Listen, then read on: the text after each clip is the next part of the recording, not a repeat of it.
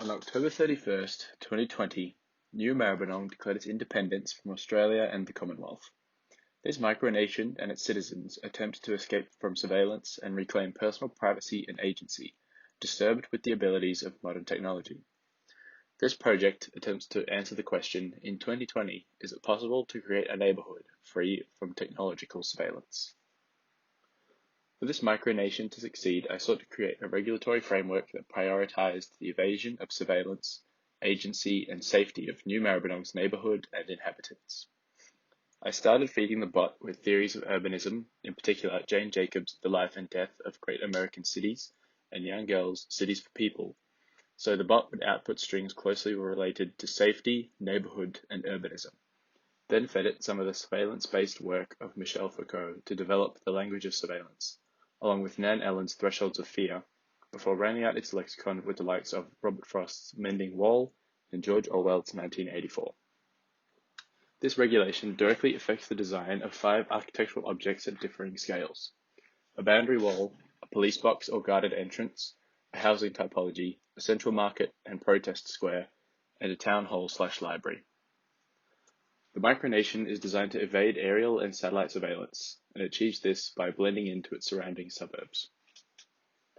The boundary wall is designed through 2 main clauses.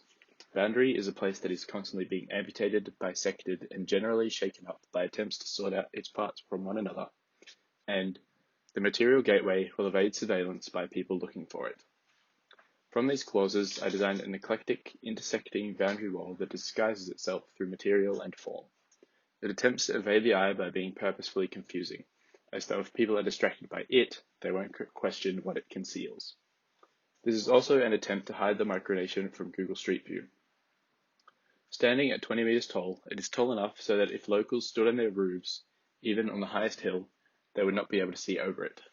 To the east, where there are numerous multi-story residences, the wall tilts back to provide them with western sunlight. To the west, the site is unprotected by the wall. As stated, to the west, the waterfront is the most visible possible place, the place where people go when they need space. There will still be a level of protection for dwellings here through the use of the dazzle camouflage, a device used to confuse technological surveillance through ambiguous patination.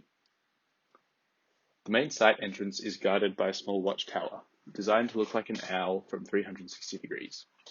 This owl motif is lifted from Japanese police booths, small stations in urban environments, and it's a stark symbol of surveillance, as they have 360-degree vision through the swivel of their heads, and can see in the dark, much like the modern security camera. The entrance is also guarded by a layer of security gates. To create a new neighborhood, I looked to master planning precedent, in particular Aldo van Eyck's Prairie Lima proposal, which focuses on public visibility and privacy within the home. To ensure the regulation is followed, parts of the wall are permeable, giving the residents the agency to interact with or close off to the street and public space. The clause, "They have neighbors who are close by, but distant enough not to interfere with their telephone conversations," is achieved through the honeycomb aggregation of dwellings, containing a central house, a front and backyard surrounded by a 3-meter tall fence/wall. Residences are also protected through front and back gardens, which act as a soft airlock between the home and the street.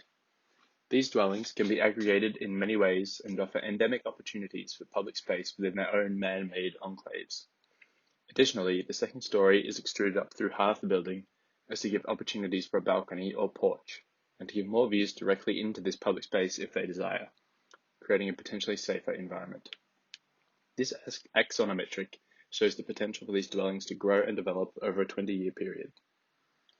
The central market square is designed large enough to hold all of New Maribyrnong's residents at once.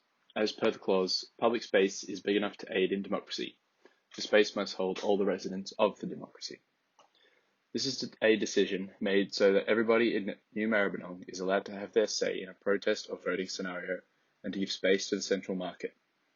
It is disguised from aerial surveillance through the canopy, which takes its form from the aggregated houses in order to blend the square with the surroundings, and through the use of dazzle camouflage to provide a second layer of security.